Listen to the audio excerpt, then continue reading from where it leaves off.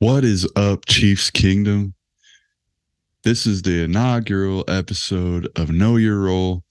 I'm Xavier Catania, and my role is to host this podcast. I'm coming to you from the KC Sports Company, who are doing our rollout this week. You may have seen our social media pages. You may have seen our partnership with Arrowhead Live, but now we're getting down to business. We're putting out shows, and we're going to have them all week. So be ready. We got Chiefs on Chiefs content. We got Royals stuff. We got all the colleges in the area being covered. Go Hawks. And I'm very excited to get going. This is my return to the podcasting world. I've been gone for a while. Some of you may have heard my shows in the past, from Behind Enemy Lines with KC Fanatic that I used to do. You also may have heard the Kingdom Outsiders that I did with some of my friends. You also may have heard me on a Stadium Rant podcast with Keaton Henry. Keaton is actually who got me into this company, and he's the one who is making all of this possible, along with a team of other people. And we have a lot of great things in store for you guys. So I hope you're ready. I hope you tune in to all the shows all week long. And I hope that we can provide something to the Kansas City sports community that maybe they haven't been getting other places, or maybe we can put our own little flair on things and really make an impact. So the reason we're here is because we're all KC people. We're all diehard sports fans. And so this show is going to be a little bit of an introduction. It's going to be a little bit different than most of the shows will be going forward, at least from me. Because we have plenty of time to talk about all these draft picks. We got plenty of time to talk about the new free agent signings, to dream about D-Hop being signed, to hash out who's going to be the wide receiver for and who is going to start at left tackle. Like, we have all of these. We have so much time this offseason to figure all these things out. But what I'm going to do today is introduce myself and hopefully help the listeners understand some of the future nonsense that'll be coming from me, because I am a bit outspoken and I have some hot takes, and I'm not afraid to let them fly. So it should be a lot of fun. And let's get into it. So obviously, I'm a diehard Chiefs fan. I've been born into this. I really didn't have a choice in the matter. All of my life, all of my family have been Chiefs fans. They're the hometown team. And I was born in the 90s, so I didn't get to experience the Joe Montana days. I was actually born in 95, so a couple of years after the AFC title game that they went to with Joe Montana. And my dad did obviously live through that and has some very hot takes about Joe Montana, so maybe someday we'll get him on here and get him talking about the way he feels, because I think it would just be really funny. It's always funny to me when we have those conversations, but we can explore those at a later date. I'm going to talk about what made me a Chiefs fan. So it's Tony Gonzalez, really. I mean, I loved Priest, but he came a little bit later. Obviously, was a big Dante Hall fan. Loved the X Factor. I mean, I'm X, so the X Factor was that was awesome. I mean, a guy with basically my name in his name. I had the yellow Dante Hall jersey back in the day. I wore it so much. It had holes in it. The numbers were peeling off. I didn't care. I loved it. But Tony Gonzalez was the man. I remember going to my first Chiefs game. I had to have been 5. I went to Arrowhead with my dad. We did the whole tailgating thing, all of that. My dad had been going to games before that, and I always wanted to. So he took me out of school the next day, and we went to the the Chiefs game. And I remember being like weirded out because as a kid, your parents always tell you, like, don't talk to strangers. But my dad was just walking around talking to everyone at their tailgates. And I was like, Dad, what the hell? Like, we're not, we don't do that. We don't know these people. And he was always just like, oh, they're Chiefs fans. It's fine. They're good people. And so I think being introduced to the atmosphere of Arrowhead that young has always kind of stuck in my mind of like, this is what we do. This is who we are. This is Kansas City sports. We barbecue and we talk smack and we have fun. And it was just a wild experience. I remember, being in the stadium and back in the day, they had this video that they would play of an arrowhead flying over the city skyline and turning everything red. And I thought that was the coolest video of all time. And they would play that pregame.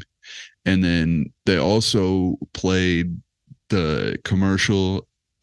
Some of you may remember of Tony Gonzalez. Like, he's like working in a kitchen and people are throwing eggs and stuff to him. And he's like catching everything in the kitchen. And it was just, as a kid, I was like, that's really funny. And then I went to the pro shop inside the stadium. My dad bought me one of those, like, it's like a cheesehead style arrowhead hat that I loved. I would wear it all the time as a kid. It was one of my favorite things I had. And I knew it came from Arrowhead, so it was even better. And then Casey Wolf was a big part of it too. And I don't know if people realize how important mascots are to like new fans as kids, but Casey Wolf was incredible to me as a kid. When he comes riding out on the four-wheeler and just belly flops on like a Raiders fan. And and then he was like, I remember he walked up our section and my dad told me to run over to the stairs to say hi to him. And he like patted me on my head and messed with me. And then whatever, did the whole Casey Wolf thing. But all of these things like left such an impact on me and really cemented like Chiefs fandom deep inside of me. Is even like the old "we're gonna beat the hell out of you" chant. I was like, my dad let me cuss. He let me do the chant. Like that stuff is such a big deal to a kid. But as a family, we always had like my uncles and cousins and all of us, we have like a handshake we do. And it only comes out when the Chiefs are scoring touchdowns. Is the only time in life that we do this handshake. And we like worked on it. We like collaborated with my great uncle who's been around since before the merger and remembers going to Memorial Stadium, and like it's just in our blood, man. It runs deep. And that's what I love so much about the Chiefs, football, and just sports in general is it legitimately has brought like 3 generations of men in my family together. Literally people who don't have very much in common, people who, may disagree on a lot of things in life, but we all love the Chiefs so much. We all always have something to talk about. We always have something to debate. We always have something to cheer together about, to cry together about, to have great moments, to have down moments, to go to games, and something we can always find common ground on. And I think that's very important, especially with how divided people are these days. A lot of people, leaving their families and not wanting to be around their families because of different views and stuff. And I think that if more people took the time to find these common ground things or had something in their family like this, it would bring people together more. Um, but so that's my background as a Chiefs fan. Now, my background as a sports media person is, the podcasts that I've done in the past that I talked about earlier. Um, and then I've also worked for PFF. I've also written for various Chiefs websites. I've done film review stuff. Um, you know, I I've done charting work, and I've done fantasy football analysis. I've done a lot of different things in this space. And because of this, I'm able to provide a pretty unique outlook on the game. Uh, and honestly, I have a lot of analysis that you may not get from people who spend their entire time on the Chiefs, because I'm very realist about it. You will not catch me falling in love with every player that wears a red jersey, or, just talking myself into liking players because they got picked early by the Chiefs or whatever. I educate myself on each player the Chiefs sign or draft or trade for or whatever.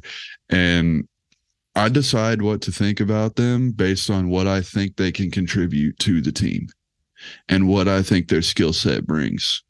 And so you definitely will not get a ton of homer takes out of me. I'm very honest with what I think about players, and it used to get me in a lot of trouble. The Clyde Edwards-Helaire pick, I was never for. And I was very vocal about that. And a lot of people bash me about that. And the same thing with McCole Hardman pick. I did not like either of those. And there are various things over the course of these years that I agree with and don't agree with. So you guys are going to get some pretty nuanced takes out of me. You won't always hear the rosy take from me. And I think that is important for someone in my position. So I think that's enough background about me. I think we can start getting into some actual substantive stuff now. I want to break down some of the stuff in the schedule because that's a big topic right now, and I know everyone's covering it. So I'm not going to get into these tiny little details. I'm not going to do like a bunch of, in-depth analysis on the games. I just want to look at some interesting parts of the schedule, maybe talk a little bit about what we could expect record-wise, and point out some interesting things about the schedule this year. And then on the second half of the show, we're going to get a little bit more into some finer details on one of my personal favorite players out of some of these younger classes in Skyy Moore. So let's get into the schedule a little bit. Obviously, none of us really care about preseason. It's always a little bit of a like, I'm excited for like the first 3 plays of preseason, and then I'm like, okay, get the starters off the field. I don't want to watch this anymore. But we'll be going to New Orleans, going to Arizona, and then Cleveland comes to KC for preseason. So if you want to go to a preseason game or whatever, there's only one in Kansas City this year. But let's get into the things that we really care about, which is banner night, Detroit Lions coming to Kansas City, big time game. The Lions are absolutely an ascending team. Their defense has gotten slightly better. Their offense is killer. It's very tough. They have a lot of weapons. Even getting rid of TJ Hawkinson last year, they have a ton of weapons. So that should be a high scoring game. Dan Campbell is going to have his team ready. They're a physical team. They play hard. They play with heart. And that's going to be a fun one. Dropping the banner in Arrowhead. I think it's going to be a long night for Dan Campbell and the boys over there. But I actually really love this matchup. I was surprised to see that it was Detroit for banner night. I kind of actually expected it to be um like the Chargers or the Patriots or maybe even the Jets or someone like that. But um yeah, I'm very excited about that game. That's a great game. So moving on to week 2, Jacksonville in Jacksonville, rematch of the divisional round where Mahomes' ankle blew up. Uh the Chad Henne games, rematch of all that. Trevor Lawrence, Dougie P. So just an awesome game. There's not a lot to say about it other than should be a very good game. Two great coaches going head to head. Obviously, we're pretty familiar with Doug Peterson, and Andy definitely is. So two very similar coaches there. Should be a great game. And the Heat, the Florida Heat, is always tough. But the Chiefs historically have performed pretty well down there. Immediately the Sammy Watkins game comes to mind for me, where he had like 200 some yards and just torched them over and over again. So that will be fun. Going or Chicago's coming to Arrowhead week 3. Justin Fields, DJ Moore, and past that, who cares? Like, that's going to be a slaughter. Now, Sunday night, week 4 in New York, Mahomes versus Rodgers. Hell of a matchup. Absolute, like, dream matchup, really, because this is the third time that Mahomes and Rodgers teams have played each other since Mahomes has been in the league. But this is the first time that they will actually go head to head, granted that they are both healthy that week. Because if you remember, the first time the Packers came to Arrowhead in the Mahomes era, that was like a week or two after Mahomes' kneecap was on the side of his leg. So Mahomes was not playing in that game. That was Matt Moore, if you remember. And so then the next time was around in the COVID era, and Jordan Love actually started that game instead of Rodgers. So this will be a milestone moment for all of the NFL. It's like the old guard of the super athletic, freakishly strong arm, just legendary quarterback going against the new age of a very similar skill set. I'm very excited for that. That's something that I've wanted to see for a long time. When I wanted to see Mahomes Rodgers in the Super Bowl when the Niners made it against us, and I also wanted to see it when Tampa made it against us, and we just haven't gotten to see it. So I'm super excited for that. And now Rodgers has weapons, which he has since Devontae left. He hasn't had that. So banger of a game. Love that matchup. Minnesota, week 5, Chiefs go to Minnesota. If the Chiefs win that game, that will be the 31st team that Mahomes has beaten in his career. And that will leave only Kansas City that has not been beaten by Mahomes. So that's a pretty awesome milestone there. Hopefully they can get it done. Justin Jefferson, Jordan Addison, that Vikings offense is nasty, but that Vikings defense is horrible. So should be a shootout, should be a winnable game. After that, we get into some division matchups, and we're looking at Denver on a Thursday night in Arrowhead. I hate that they put division games on Thursdays, but what can you do? I mean, Prime paid a lot of money for those games, so the NFL is going to try to get them good matchups for them. If they did away with Thursday night games, I would not be upset about that at all. I think it's fine for like Thanksgiving. It's fine for season openers, that kind of thing. But when you're talking about like division games against like big time teams, and you're coming, I mean, on a 4-day turnaround, I I don't like anything about it. Now, will the Broncos challenge the Chiefs? Possibly. Will the Broncos beat the Chiefs? Maybe. We'll see what Russ can do with Sean Payton now. Um, to me, I think they're bound to get us eventually, but is it going to be this year? I don't know. I think this is one of the better Chiefs rosters that's existed. And that's saying something considering what they've been over the last like 5 to 7 years. Um, I don't know. I think the Chiefs probably sweep the Broncos again this year, but anything can happen, especially because we play them on that Thursday night. They turn around, play the Chargers the week after that in week 7. And then for a third straight division game and a second Broncos game in 3 weeks, we go to Mile High in week 8.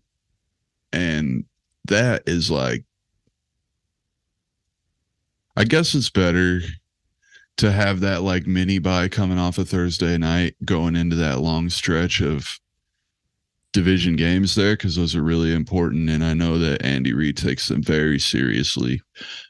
It's just weird that we play the Broncos so many times so quickly.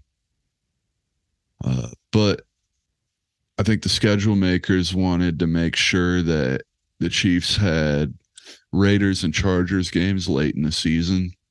So I think that's why they did that. And once you get past those division games, which I don't mean to gloss over them, but they just don't get me that excited. I think when we're actually in it, it'll get me excited. But, you know, the division games are what they are. They're awesome. They're a lot of fun. They're very heated, very tense. But it's just hard for me to get super excited because we hear about these teams every year. Like, they're always supposed to give the Chiefs a run for their money, and they never actually really do. I mean, sometimes, but I mean, the Chargers get us once in a while. The Raiders have gotten us a couple times, but it just doesn't ever seem like there's actually a real chance that the Chiefs would lose the division. And I just don't see that stopping. They continue to get better, and Mahomes continues to improve. And Andy just gets more and more creative as he gets older. It's really incredible and awesome to be a fan of. And then obviously everyone's been picking this game apart. Miami versus the Chiefs in Germany. Tyreek doesn't get to come back to Arrowhead, which is kind of sad. I think that would have been fun. It was a lot of fun. I went to the game against Atlanta when Tony Gonzalez made his return to Arrowhead Stadium, and that was so much fun. So it sucks that Tyreek is not going to get that same kind of treatment. But I remember when Tony came back, I mean, that was Romeo Crennel era, first game of the Romeo Crennel era. So it was like, we were hopeful, but we didn't really think we were going to be good. And Tony got a standing O coming out of the tunnel. And at one point, Tony caught a touchdown. And it was funny because we were getting beat pretty bad. And then Tony caught that touchdown. So Chiefs fans were kind of just like, that's kind of cool. I mean, get to see Tony catch another touchdown at Arrowhead was awesome, especially for a guy like me. But then you see him like, you heard Chiefs fans like start to cheer, and then Tony dunked on the uprights and everyone started booing him because they were like, hey, we love you, Tony, but don't be doing that to us, man. It's not cool. So I really wish that Tyreek would get to come back to Arrowhead and maybe even throw some deuces on us. just to see the reaction because it's so much fun. Is the Tony thing's something I'll remember forever. So it would have been really awesome to see Tyreek be able to do that. But game in Germany, it's pretty awesome. Giving up a home game, but also building the Chiefs fan base to be even stronger, building the NFL to be even stronger, going to Germany. I mean, to represent the NFL, to represent Kansas City on a world stage, I think it's very awesome. It's a huge opportunity. Very cool. So with that, we're getting to the bye week. So what I'm going to do is send this to break. And then when we come back, we're going to finish out the schedule talk, and then we'll get into some Skyy Moore stuff. What up, KC? After yet another Kansas City Chiefs Super Bowl victory, we have an awesome opportunity for you to broadcast your business or your services to a very enthusiastic Kansas City audience. We've started Kansas City Sports Company, which is a sports media broadcasting hub that brings you multiple different live shows covering all the local Kansas City sports teams. We're offering 30-second ad spots, 60-second ad spots, event sponsorships, show sponsorships, studio sponsorships, and much, much more. If you want more information or if this sounds like an opportunity for you, either contact me or hit that contact us link on the website.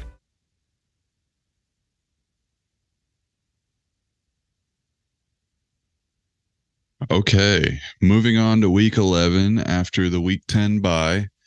We have absolutely massive game Monday night, Philadelphia in Arrowhead, Super Bowl rematch, Kelsey Bowl rematch, Andy Reid Bowl rematch. Banger game. Love it.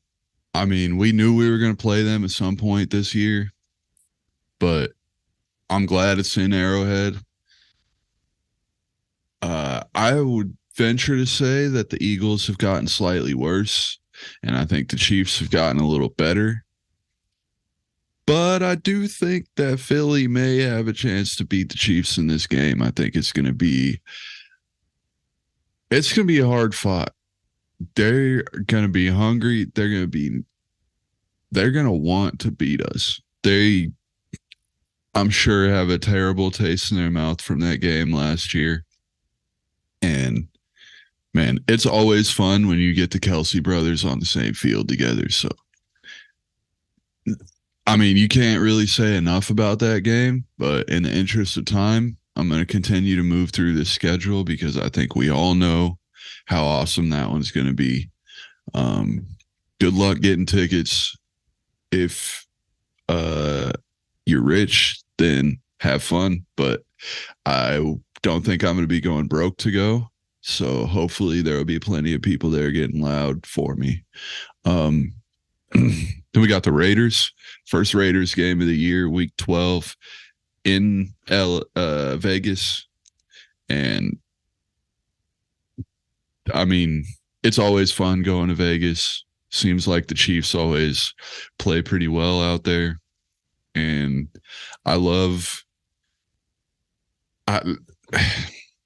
it's tough to admit this, but man, I love their stadium. Their stadium is so cool. And what I love even more than that is when we beat them in their stadium. So week 12, mark it down. Raider week is always fun, especially going to their house and making their fans cry. Week after that, going to Lambeau, Sunday Night Football, Jordan Love and the Packers. You know, this iconic field, always awesome. Anytime there's a game played there, it's just one of the most hallowed places in all of football. So for the Chiefs to be going there this year, that is very cool. Lambeau Field is like a bucket list spot for me. I would love to get out there. We'll see if we can make it happen. But funny that the Chiefs are playing the Packers again and there's no Rodgers there. We'll see what Jordan Love can do. I don't know if that game will end up being a Sunday night game by the time it comes around. It depends how good the Packers are. So we'll see about that. But then the week after that, the game I think should have been the Sunday night game instead is Buffalo coming to Arrowhead. Josh Allen, Stephon Diggs versus Patrick Mahomes and Travis Kelce. We've seen a bunch of barn burner games between those two teams. The Bills seem to always have the Chiefs' number in the regular season, so wouldn't be surprised to see the Chiefs drop that one. But man, it's just always fun when those two teams get together. So anytime that we can make that happen, especially in December, man, what more can you ask for as a football fan, let alone a Chiefs fan? Like, what more could you ask for? And the week after that, it's so weird that they have a primetime game with the Packers, a regular 325 game with the Bills, and then a primetime Monday night game against the Patriots. You would think that the Bills would be primetime over either of those teams. And maybe they will. You know, they can flex games and stuff now, but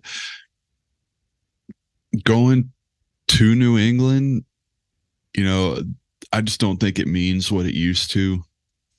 Mac Jones or Bailey Zappi or whoever's going to be playing quarterback for them, just who cares? You know what I mean? It just, I don't see a team like the Patriots competing with the Chiefs, especially because Mahomes has seen Belichick's tricks a few times now, and it's just not the same Patriots. That game doesn't worry me at all. Cool to be on Monday Night Football, but maybe could have picked a better matchup. Then the Raiders, Week 16, come to Arrowhead. Hopefully they go and stomp on the logo again so that the Chiefs get fired up, because there's some dog days in the middle of this season where I don't know how excited the Chiefs are going to be about it. And then especially if the Raiders are not actually really competing at that point, it's a possibility that the Chiefs could overlook them, because Week 17, New Year's Eve, Cincinnati Bengals in Arrowhead. Now, I know the Raiders are a Christmas game, and that is what it is. I mean, it's 3 games on Christmas. The NFL is trying to be the NBA now, and they're trying to have games every night of the week, every holiday, all this and that. But New Year's Eve against the Bengals is going to be a barn burner of a game. These two teams hate each other. I'd argue that those two have one of the biggest rivalries in the NFL right now, just based on all of the talking that's happened, the AFC title games that have gone back and forth, the Burrowhead stuff. Literally the name of my podcast stemmed off of a Cincinnati Bengals game and a Cincinnati mayor talking out of his ass. So that's a huge game. That is something we're all going to be looking forward to. It's possible that number 1 seed implications are on the line for that game. And I think that might be the most important game that the Chiefs play all year, not including the playoffs, because there's so much that could be riding on that game. It's hard to say that about a Week 17 game in May, but we all know what that game means. We all know what these two teams mean to each other. It's that, I mean, we got a December with the Bills week, a Raiders week, and a Bengals week. how I love the NFL for that. Just thank you, NFL, for doing that and giving us a bunch of games that we can really sink our teeth into. And then week 18, go to Arrowhead West and SoFi. You know that place is going to be packed out. Red, Chargers, Chiefs. Starters may or may not play, depending on what happens in some of those other December games. And, you know, the Chargers always play the Chiefs tough, but the Chargers is the Chargers until further notice. So that game should be fun, but also we could see Blaine Gabbert as quarterback in that game. We'll see. That kind of concludes the schedule talk. All in all, I see the Chiefs probably going like 13-4, 14-3, somewhere in that range. I think that they probably drop either a Bills game or Bengals game, possibly both of them, because those teams both get us in the regular season pretty often. And I think that the Chiefs probably drop a game to someone no one expects them to, like the Colts game last year. I mean, that seems to happen to every team. So, yeah, it's kind of a wishy-washy record prediction, but it is what it is. I'm not really going to dive any more into the schedule because as this goes on, we're going to be talking more and more about it. So the last thing I want to get into is some wide receiver talk, because that's the biggest thing on everyone in Kansas City's mind is who is going to be the number one receiver. Do they have enough depth to get things done? And we're going to dive more into the other guys in the wide receiver room over these next few weeks. But right now, I really want to talk just Skyy Moore specifically, because the Chiefs community seems to be kind of split on him. And I would say that the fantasy football community, especially the dynasty leaguers, really are down on Skyy Moore right now. And I can understand why, because of the lack of production in year one. But I just want to talk through some things about him. And I think that we need to give him at least one more year to really show what he can do before we make a hard judgment on him. I'm still pretty confident that he can be a major contributor to the Chiefs offense. And I think that some of these big time receivers we've seen come out of college lately, like Justin Jefferson and Jamar Chase, and some of these guys who just come out immediately producing, have Garrett Wilson last year and Chris Olave. Like, I think that those kind of guys have really like damaged NFL fans' brains and the way that they think about young receivers, because not every young receiver can go for 1,000 yards, especially not a young second round receiver coming out of a small school into an Andy Reid offense. So some of the finer details about Skyy Moore. Look, he's an early declare. So that means he left college after having a monster junior year at Western Michigan. Now, early declare receivers from small schools are exceedingly rare. And it's a great indication that the NFL scouting industrial complex really loves him and really was giving him signals like, hey, we are going to draft you. You are NFL caliber talent. You need to come to the NFL. Don't go back to college. So that's a great sign. If Skyy Moore was in the draft this year, I believe he would have been a top 5 receiver. I think that there could be some arguments, but in some of my rookie drafts last year for my dynasty leagues, he was going in front of Garrett Wilson. He was going in front of George Pickens. He was going in front of Jahan Dotson, Jahan Dotson was taken at pick 16, Garrett Wilson at pick 10 in the NFL draft. George Pickens was a high pedigree guy coming out of Georgia that a lot of people love, high dog rating.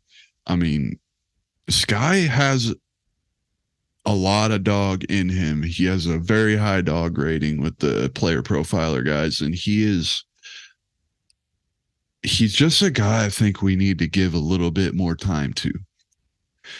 His downfall is that up until last year, he had never dealt with anything close to an NFL caliber corner. At Western Michigan, he's playing against he's playing in the MAC conference, which is they're not even Power 5, let alone SEC. And so I think that there's some things that Skyy has to learn about being in the NFL, about how to get open, about how to be physical off the line, that could improve his game. And there are things he needs to work on.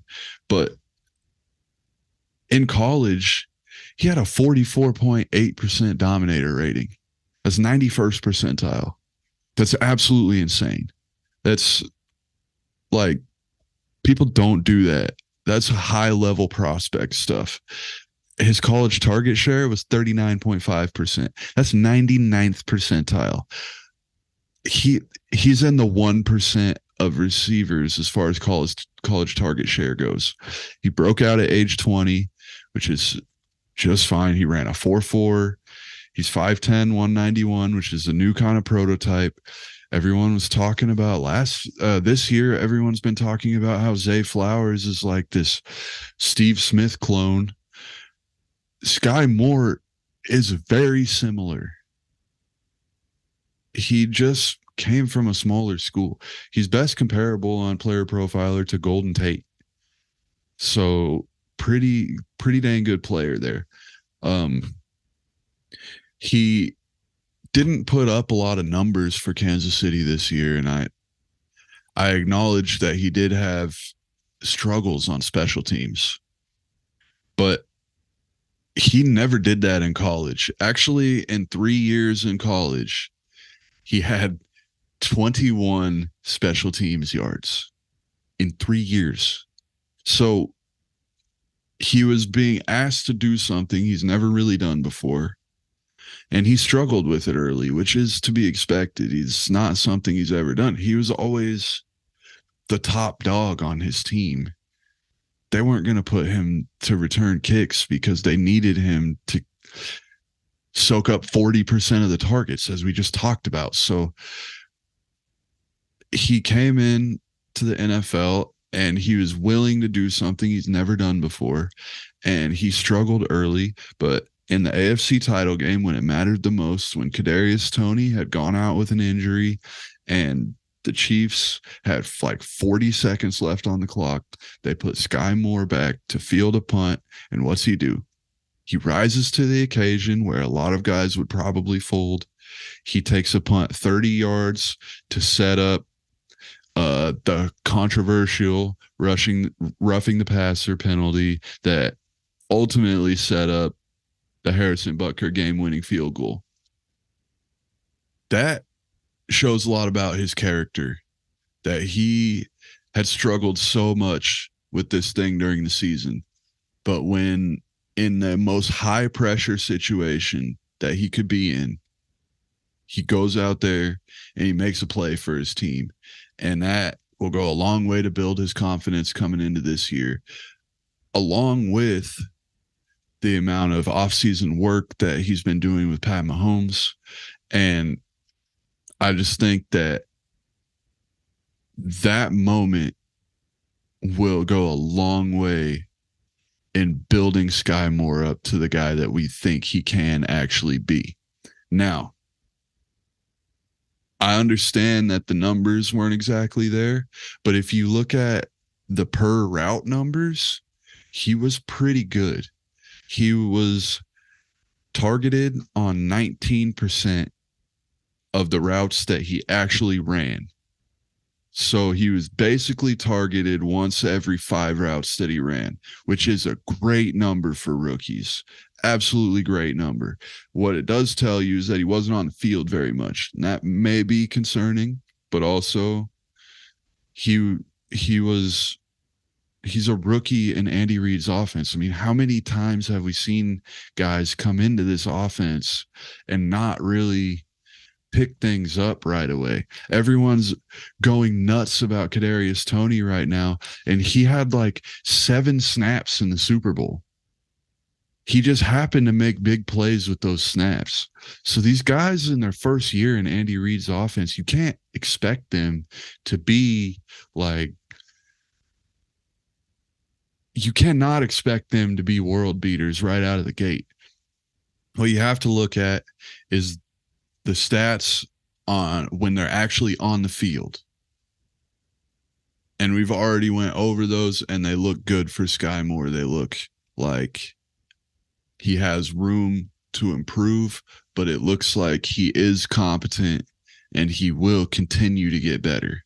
I think there is a non-zero chance that Skyy Moore ends up taking over as the alpha receiver on this team, behind Travis Kelce, of course.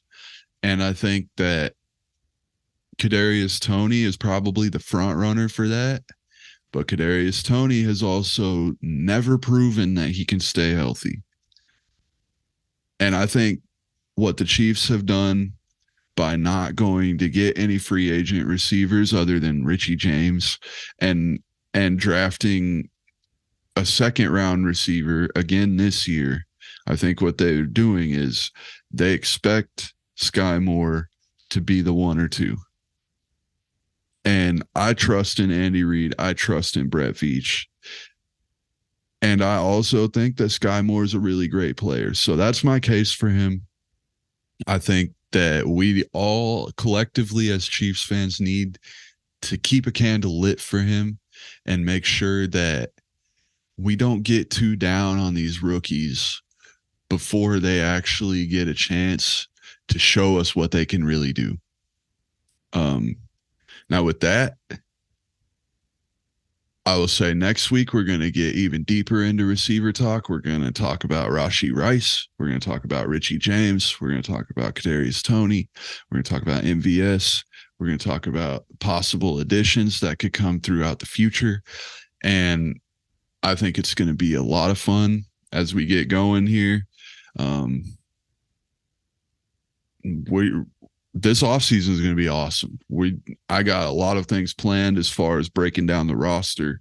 I got things planned for you nostalgic people who want to talk about the past, who want to take some walks down memory lane, who like to talk about maybe some of the forgotten heroes and stuff like that. So stay posted with KC Sports Company. Stay posted with Know Your Role.